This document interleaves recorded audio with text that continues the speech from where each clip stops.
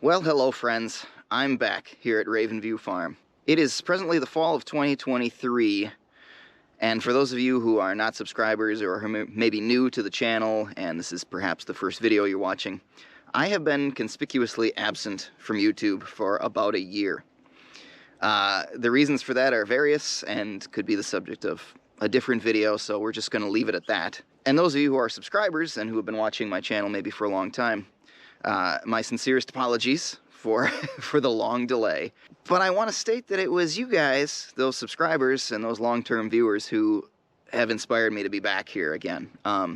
Some of you left comments on videos saying, hey, you know, when are you going to start making videos again? We miss your content. And some of you reached out to me through emails and social media messages with similar thoughts, and it was all of you who kind of kept me engaged even though I was away, and kept me thinking, I gotta find a way to get back into this again. So hopefully, here to stay.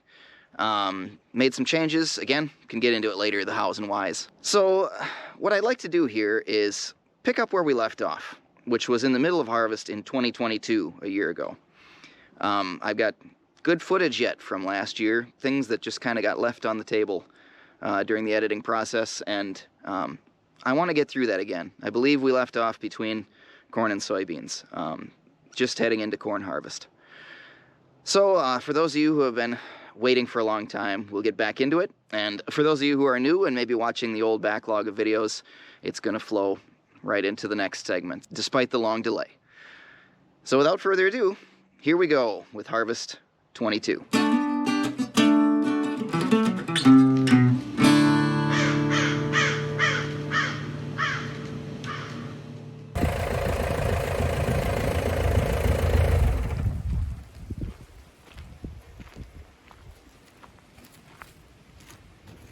Definitely not OSHA approved.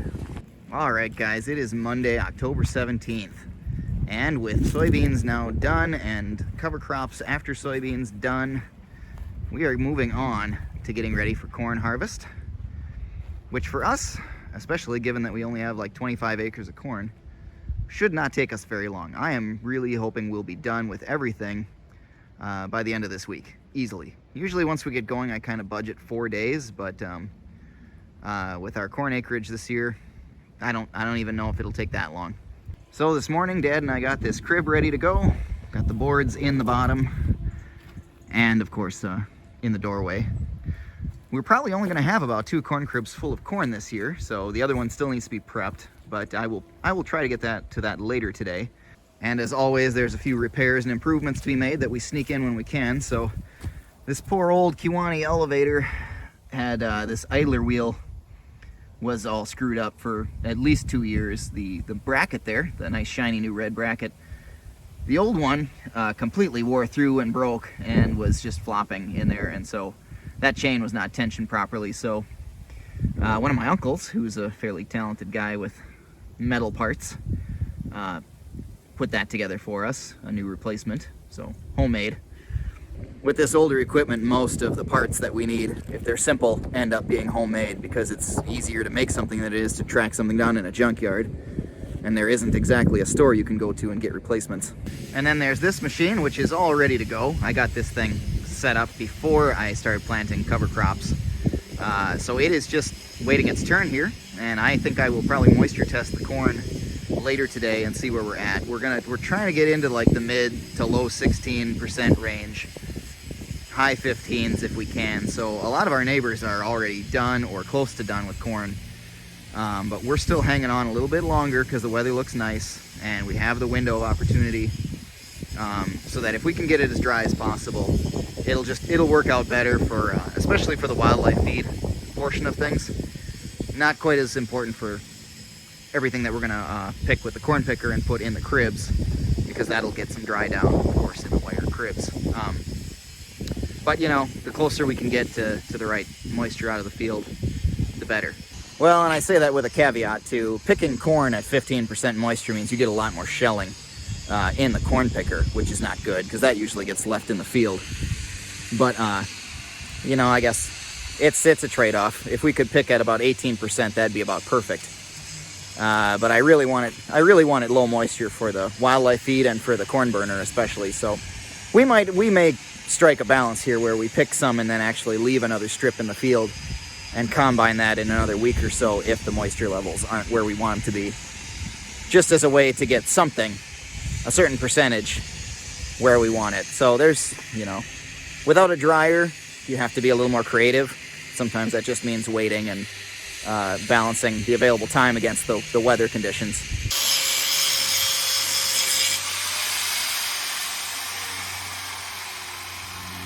One of the mounting blocks for the stock chopper knives got torn out, which happens periodically, so we've got replacement blocks. But the old block has to be ground off of there, and then the new one welded on, and then the knife remounted. So Dad's working on that. And then up here we've got our 2 wagons that we pick into. So usually, if you've watched my videos in the past, we do this in a relay fashion where Dad will be picking a wagon full and I'll be unloading the other one. So we only really need 2 gravity boxes if both of us are working at the process. But we do take the board on top off, because when these are used for shelled grain, we want it nice and level. So there's a taller board in front.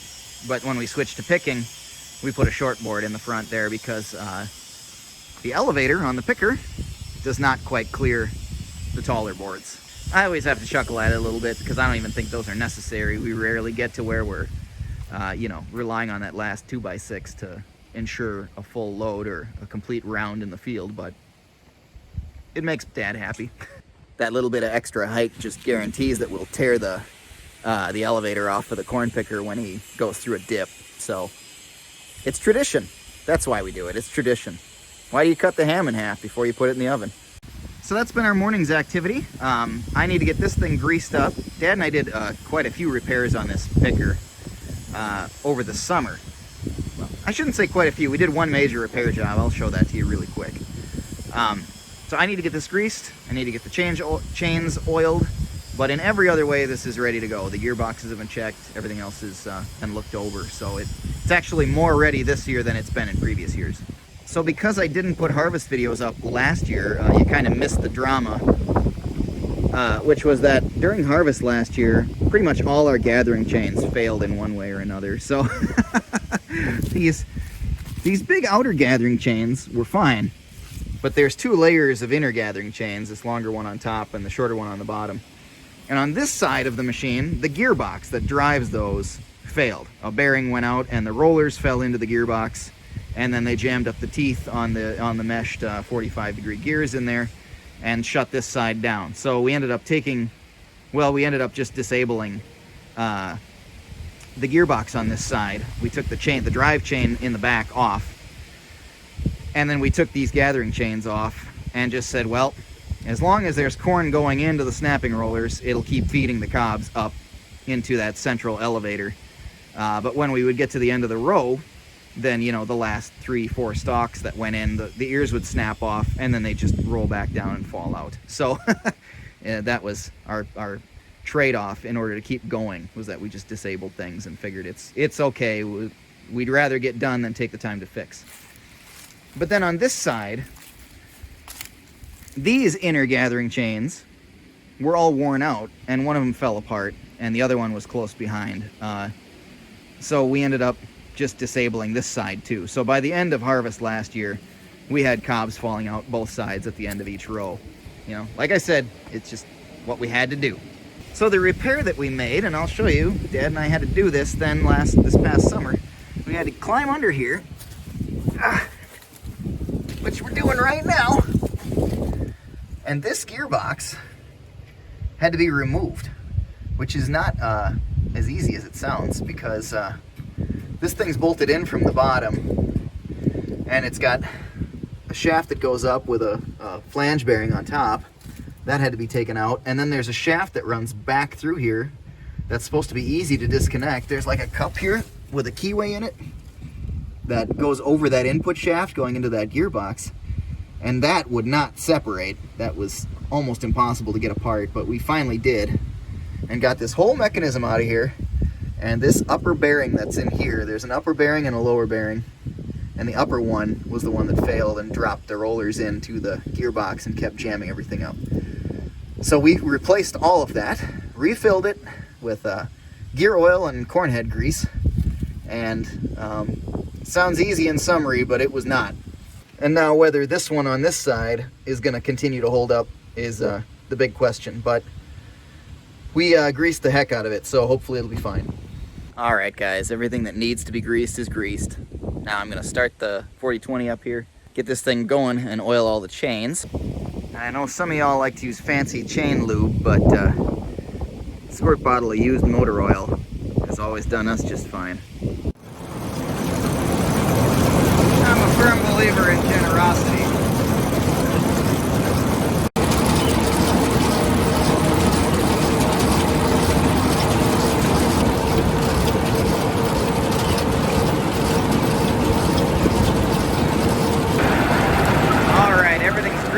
Oily and right quiet, so that's a good sign that we're ready to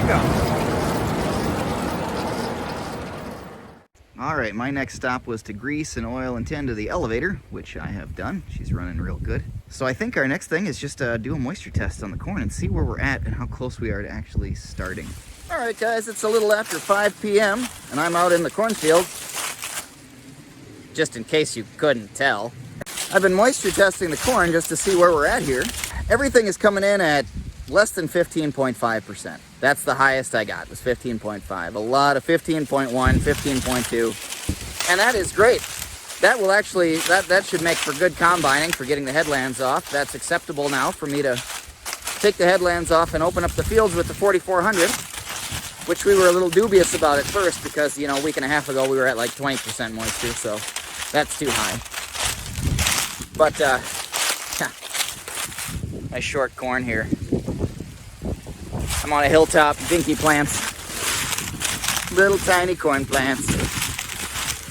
Oh well, that's what happens when it doesn't rain. So anyway, since we were, you know, at like 20% a week ago, we were a little dubious about opening up the fields with the combine, but I am totally happy with low 15s. I'm basically planning on combining 2 wagonfuls. I'm going to open up the fields, take the headlands off, and if that doesn't fill a gravity box, I'm going to keep going until I've got a full gravity box. And that'll be with our GMO corn. All of our headlands are GMO corn. But then I've also got, actually it's off to my left right now, my 32 rows of non-GMO corn. And I would like to combine those separately. I'll clean out the combine between the two, take my 32 rows of non-GMO corn and put them in their own gravity box.